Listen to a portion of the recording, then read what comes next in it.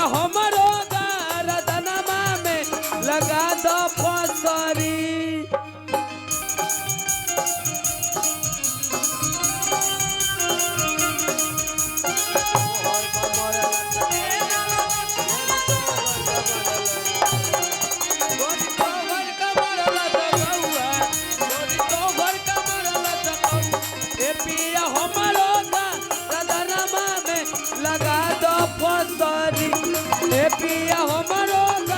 और ड्यूटी करे निकलल जाता रे औरत कहत तरीके राजा जी रउआ नया नया गौना करा के लैली ह इतना सुंदर ब्यूटी छोड़ के रउआ ड्यूटी पर जाता नहीं हमरा इतने को अच्छा नहीं के लगत। औरत कहत तरीका का कहत रे हो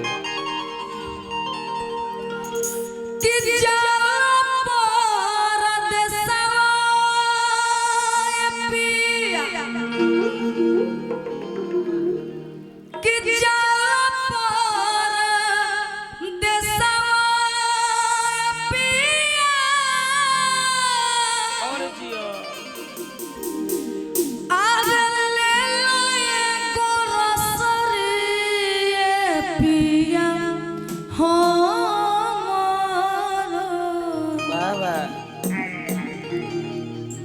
ए पिया हमरो गोरा आरदनम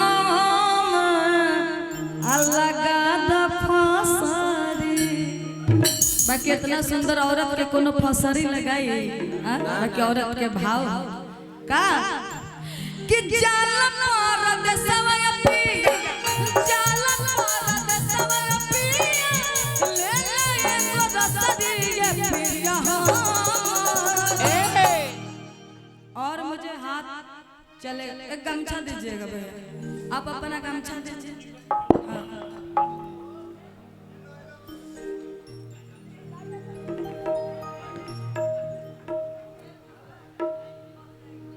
आज हम अपन लाइल भूल गए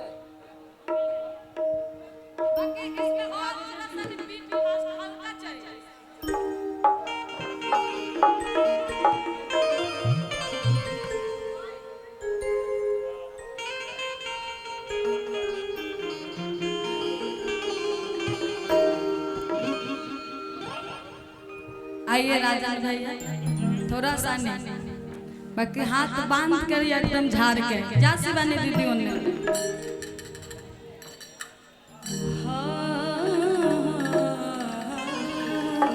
अब तो दोनों आदमी कि जाला परदेसवा पिया जाला परदेसवा पिया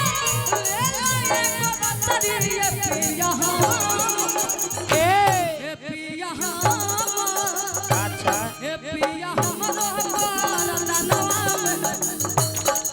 ए पिया हमरो गरदनमा में लगा दो फसरी। ए पिया हमरो गरदनमा में लगा दो फसरी। हमरो गरदनमा में लगा दो फसरी।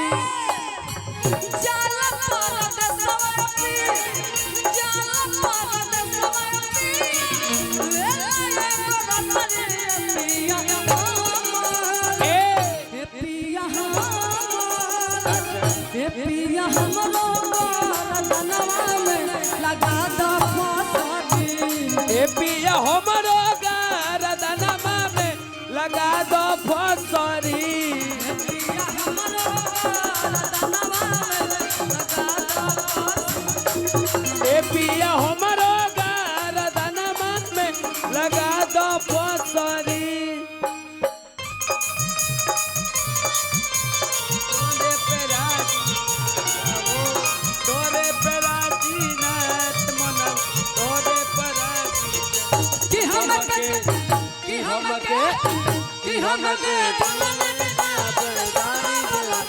तो करे पराजीना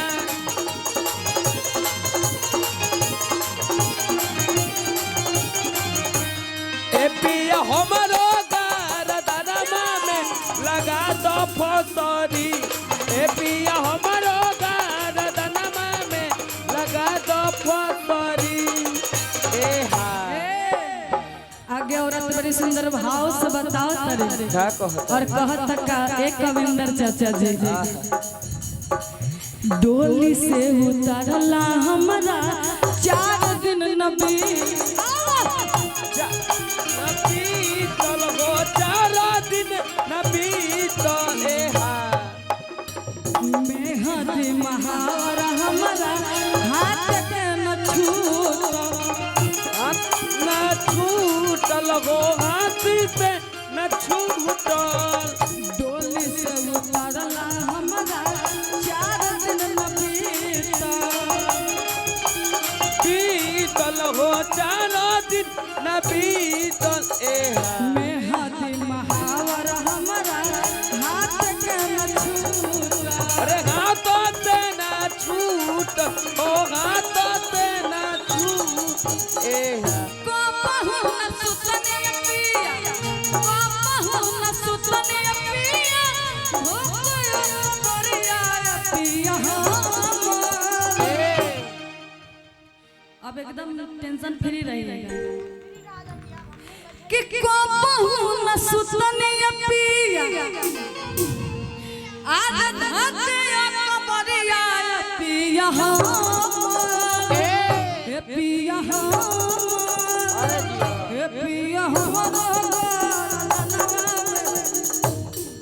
ए पिया हमरो गरदनमा में लगा दो फसरी ए पिया हमरो गरदनमा में लगा दो फसरी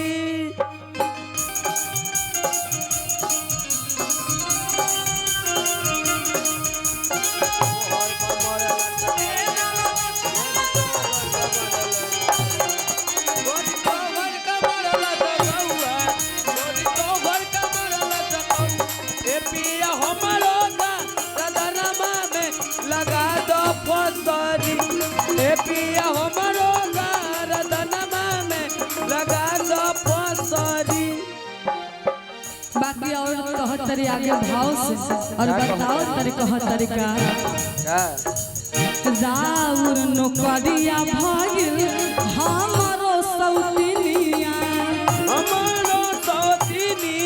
अरे हमर सौतिनिया एहा तू रहत घरे रजऊ हम बनत कानिया अरे हम बनती कोनी अरे हम बनती कोनी राउर नौकरिया भगिल हमरो सौतिनिया हमरो सौतिनिया तू रहत घरे रजऊ हम बनत कानिया अरे हम बनती कोनी अरे हम बनती कोनी कोडले गुजारा पिया कोडले गुजारा पिया बेचिए गो बबरिया पिया हे पिया हे पिया ए पिया हमरो गरदनमा में लगा दो फसरी हे पिया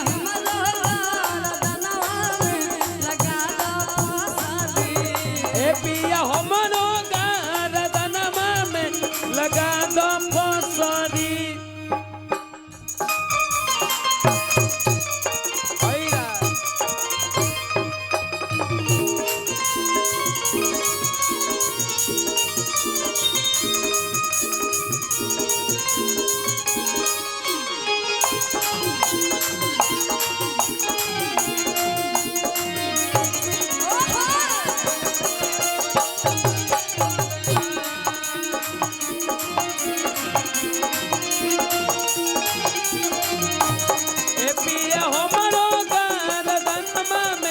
लगा दो फसरी ए पिया हमरो गरदनमा में लगा दो फसरी आगे औरत कहत तारी के राजा जी ए सैया जी हम देखत तनी कि हमरा सखी के का हाल भइल बा मरद पूछत का हाल भइल बा और कैसे बताओ तारी देखनी शिवानी जी के दिलवा के दर्द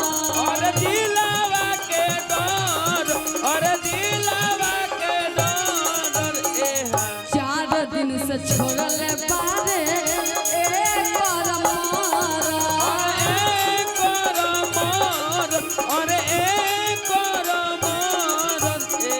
देखनी शिवानी जी के दिलवा के दर्द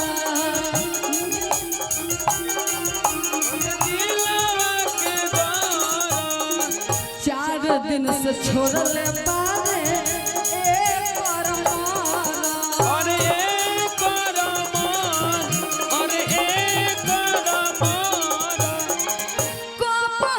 सुतने पिया